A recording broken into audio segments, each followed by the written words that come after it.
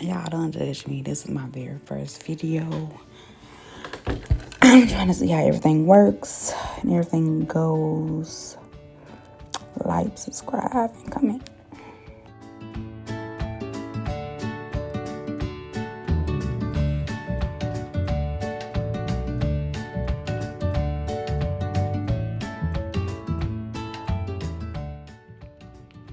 Hey y'all. This is just me. So this is my first starting video off everything ever. And going over everything. Making it. I'm a very private person. Well, let me just start off by saying, hey, my name is Jaimie. I'm 29 years old. I currently stay in South Carolina. My profession, I am a sales agent. I'm currently working on my master's, and I have 2 babies, not children, but I have two Shih Tzus, and they're my world. Excuse me. But all that aside, with the introduction, the main goal of me posting this and posting my journey is if I can help one person that's going through, like, if you guys have like bipolar disorder, borderline disorder, depression, anxiety, this is what I'm going to focus my page on. Mental health. And mental health in the Black community, more or less, because it's shunned upon. It's like a bad stigma when it's really real, because a lot of us are built different. Childhood actually create the person that we are, and as we get older and matriculate through life, we start to recall things and stuff start to come out to the head. But with my journey, I was diagnosed, of course, as I said, with borderline personality disorder, bipolar disorder number 2, depression and anxiety, and PTSD. All of those put together, I'm taking about 4 medications a day. I have my anxiety medicine, I have my mood stabilizers, and I also have my pills to help me go to sleep so I don't have nightmares. I say all this to say that it's hard. Being a borderline, I could say it's like being in an out-of-body experience.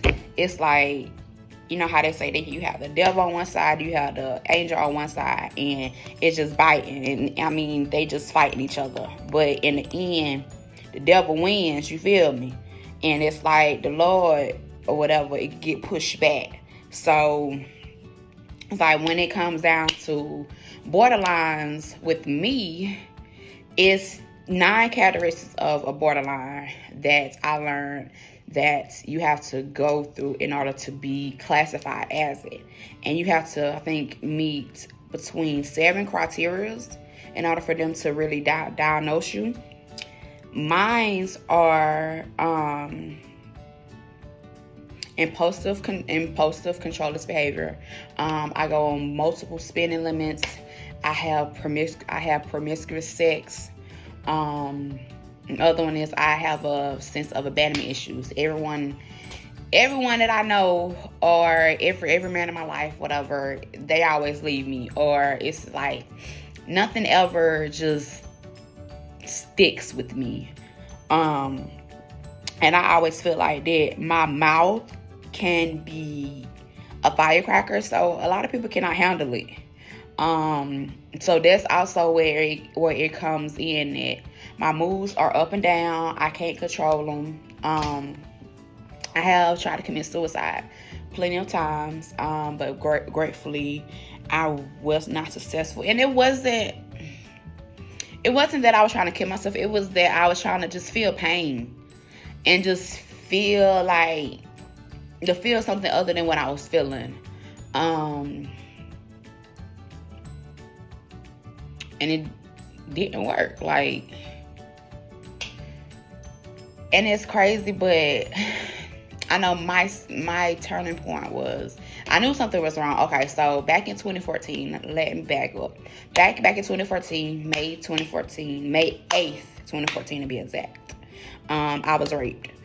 And after that led to a lot of like turmoil and a lot of hurt. I was a junior in college, and the boys that raped me, they were on the baseball team, they were in the fraternity, and so it's like no one actually believed me, other than my friends, because they know what type of person that I was. But it's like me going off and me seeing them, and it's like that's when I knew that I had, like, it was something that I needed to get control over. Because after that, I tried to kill myself. I was admitted to the hospital for 72 days. Every time I saw them, let me tell you, every time I saw them, it was on sight. I didn't care if I had a baseball bat in my hand. I didn't care if I had a gas stick in my hand. I didn't care if I had anything in my hand. I was trying to get them because I felt like you violated me. So you violated me, then I'm gonna try to violate you to make you feel how you made me feel. And that's still a triggering point for me, because it's just like, men, it's, as they always say, it's 3 women to 1 man. So why you gotta go out and take something? So yeah, that messed me up a whole lot. And but growing up, I have always been like, people have always said that they walk on eggshells around me. Like, they can't say nothing and I don't blow up. And what's crazy is that me and my mother's son, me and my brother, we're the same people, and that's why we don't get along like that, because we both are borderlines, and I did not know that until I was diagnosed. So it's like, living with somebody that's a borderline, and I have family that have history with mental illness, with mental health. Speaking for my mama, to my sister, to my nephews, to my brother, that he hasn't been diagnosed, but I know he is. To my cousin, and this, but like it just not, it just be shunned upon. Like, they be like, oh, you will be okay. It's like, you just right there trying to get for attention, and it's not that. Like, why would I do all this stuff to bring my pressure up and to have me all stressed out when I don't have to? Another thing with me is that I have a horrible skin condition called hidradenitis suppurativa. The short standard is HS. Basically meaning that it's a chronic autoimmune disease that creates extremely painful boils on places like your breasts, your underarms, your groin. I know some people that have had it by their necks, on their heads, on their buttocks, on their thighs. Me personally, my trigger points where my tunnels is, and when I say tunnels is what creates in your body, and that's where, like, mainly where the inflammation is there. And it's kind of hard to explain the tunnels, but if you have it, you can feel it like you can feel like a line, and it's like a tunnel or whatever.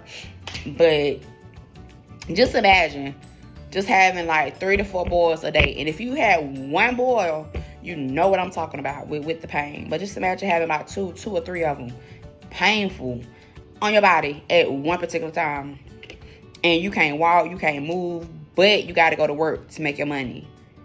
because it's just only you. So that's what I'm going through, and it's like every time I be stressed out, it doesn't matter. It either be a couple days or it be like a week. I know I'm about to work out, and I know I'm about to have a flare up because stress is my main trigger.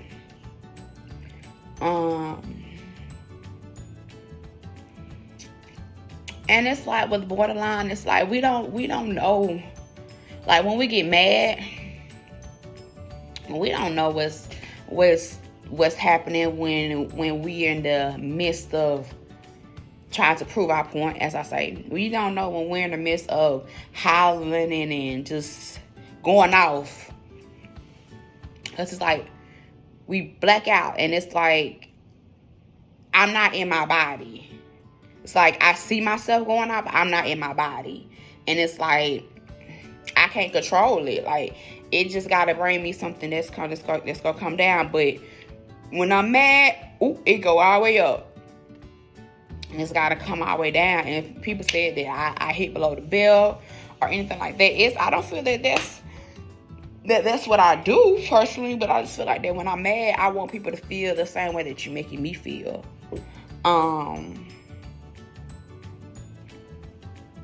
And I go to a therapist. As I said, I go to a psychiatrist. My therapist's name is Felicia. I love her. And it's like, I wouldn't even say that I would have went to therapy before. Like I used to go to therapy before, just for work purposes.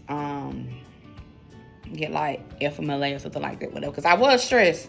Working at a call center could be really, really, really stressed out, but it's very rewarding. As well, but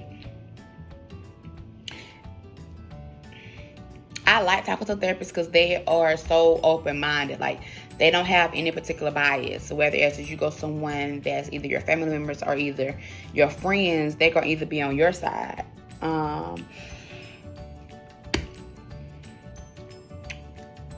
But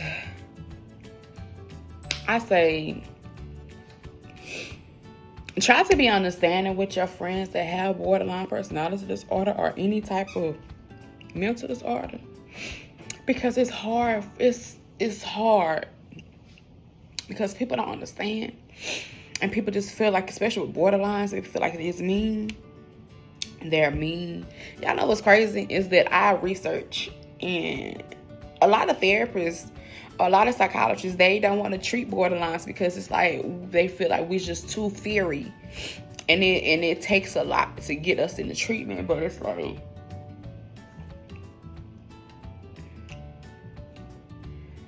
it's hard. As I tell people every time, I don't have kids myself, but I tell people to try to put your child in the position that she won't have to start figuring out stuff by herself, that she won't have to grow up.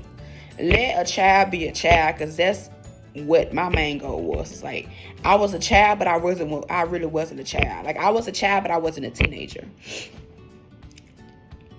I had to become an adult really when I was a teenager, because like certain stuff I handled for my mother. She didn't.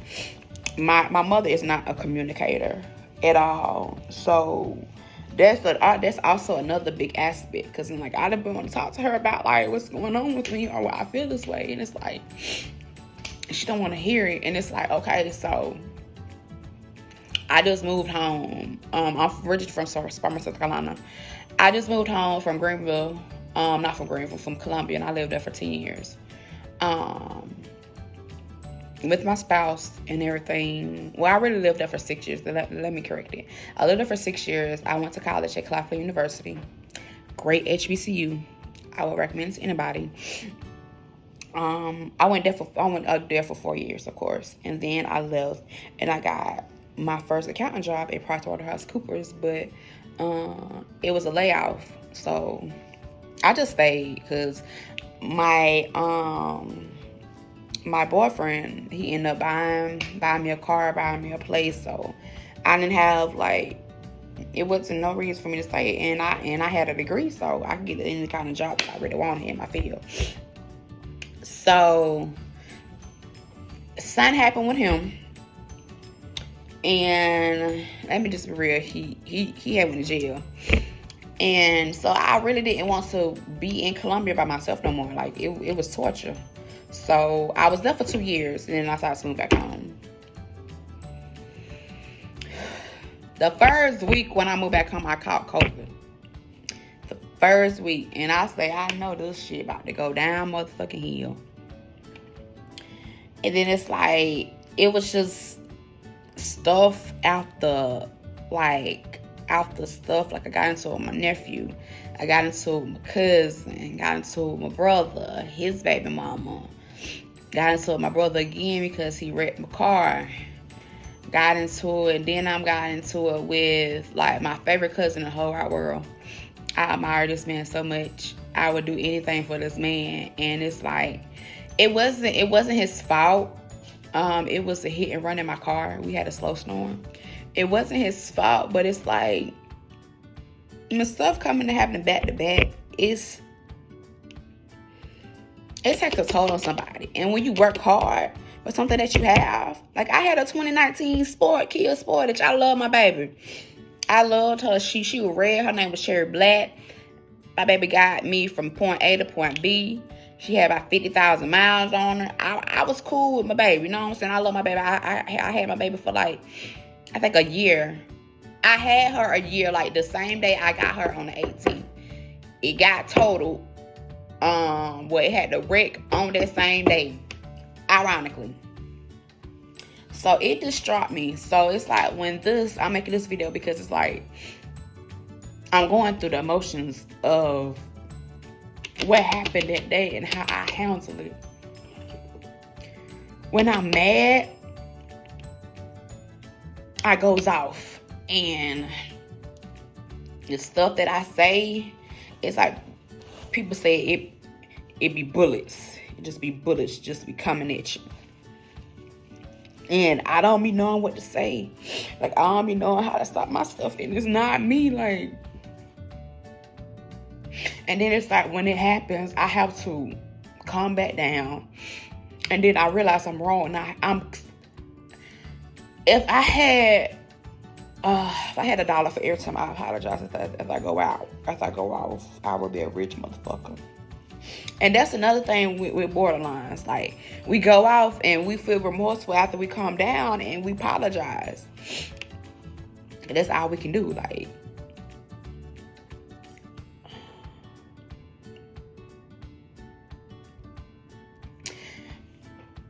but yeah, that's basically my introduction of what this channel is going to be like. It's going to be about, along with my mental illness, and my skin conditions. As I said, I have hidradenitis suppurativa. I also have PCOS. And women that have PCOS, you know what it's like, how hard it is. When it comes to your hormones, when it comes to having when it comes to trying to have a family, carrying a child, conceiving a child, all that comes into one. PCOS, it has your body going up and down. PCOS causes, and some people causes, a lot of facial hair that makes them so uncomfortable, that makes them feel like a man, but it's like, it's their hormones and it's not them. So I will be discussing all of those into this YouTube channel. I hope it regulates with at least one person. If I help one person, that's my goal. And as people know me, I'm a very private person. I don't like for people being in my business like that, because people are judgmental. But I don't got to the point where I don't care. I don't care, because someone in your family, I promise you, have is a borderline personality. It's more common than people know. So just look at people and just see, like, if you have somebody that's angry, as you say, angry all the time, try to see the root cause of it. Because they may not be able to handle those demons and those battles by themselves. They need help. So just don't shun them out. I'll be making videos every week, or like every other week, or every couple days. I'm sorry. Or like every couple days, just to talk about different stuff. I will be informing you on different topics. I will be informing you on updates on different situations, on updates on any medicines, updates on any improvement with knowledge. I think my next video is going to be in a couple days. I get my Humira shots Tuesday the 25th, I think. And for those that don't know, Humira is an injection that you have to inject yourself, and it has medicine. And for Humira, for people that has hidradenitis suppurativa, it attacks the cell. It attacks the cells. And it's called T something. I'll know everything about it when I come back. And it attacks the end. It necessarily does not cure the disease. It doesn't fix the current cysts or the current boils or the current outbursts that you have. But I heard that it's supposed to try to eliminate or decrease the amount that you will be getting in the future. So I'm ready. I'm ready for this journey. I have been battling this skin condition since I have been when I graduated college, 20. I'm 29 years old, and I will eventually going on down the line. I'll eventually show you guys my scars from my skin condition. I will show you my scars from me trying to hurt myself. Yeah. So stick tuned. Like, subscribe, comment. If you have any other additional questions, let me know. But yeah, this is I want to say this is going to be a part of my therapy. But I am a giving person, so whichever kind of information that I have and I can present it to someone else to make their life better, or make their life make their life better, make their life more comfortable, I will, because mental illness and the physical illness in itself is, oh my God, it'll tell the most sane person just. But thank you guys for listening to me for now. Great livings, great blessings. Have a good day, and until next time, keep yourself safe. And for all my borderlines, it's gonna be okay, okay?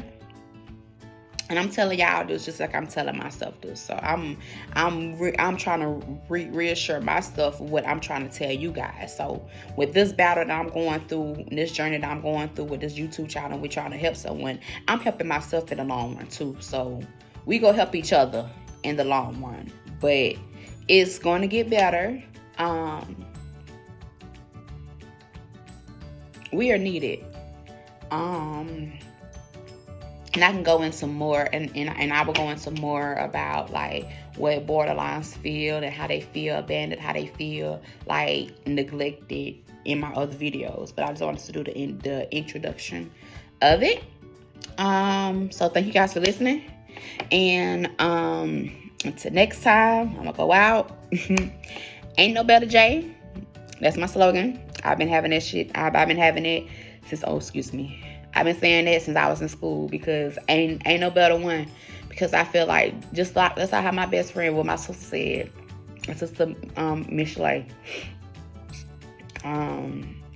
She was like, because everything been going on, and I was like, you know how you just feel like that you want to give up on stuff? And she was like, bitch, what you giving up for? Ain't no better J, right? Can't nobody else do this shit just like you do it. Know what I'm saying? So we got it. We got it. Peace, love, Harry's. Until next time.